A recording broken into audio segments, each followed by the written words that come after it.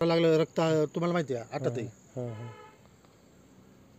आम्ही रात्री पाहिली ना तर रात्री जिवंत होती, चरत होती ती नाही का. घरी बिचारी हे काय रक्त चालूच आहे. कधी पाट खाली असं वाटतं का? पाटेलाच खाली असणार आहे. ते काय झालं 4 दिवस ती इथं होती. हां 4 दिवस तिला मी पाणी घालायचो, तिच्या पायाला लागलं तो वाटतं, हां हां पाय मोडलं होतं वाटतं, त्याच्यामुळे ती इथंच इथंच बरंच फोडलंय तिला.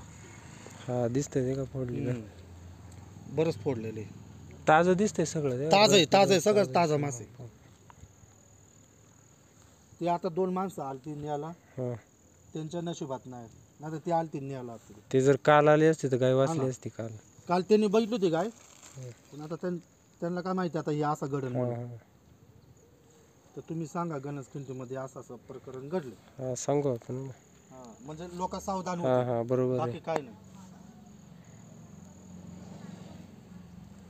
बरंच झालं. हिला आम्ही काल जाताना पाहिलं तर ही चरत होती इथं नाही का. ते नशीब काल सांगितलं असतं तर कोणतरी वाचवली तरी असते. आता तो आज परत येणार म्हणायचं वाघ इथं. हा येणार परत याला येणार खायला. आज. हे जरा आज नाही उचलली, हां परत येणार रिटर्न येणारच तू.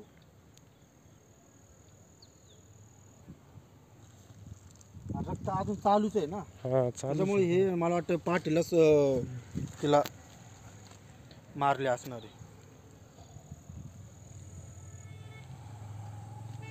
बिचारी रे, 4 दिवस तिला पाणी घालत होते.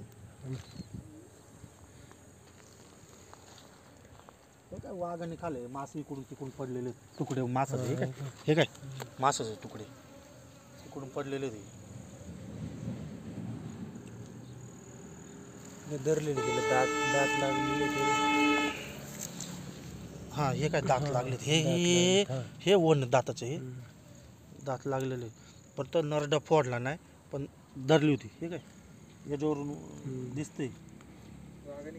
हा वाघाने खाल्लेली.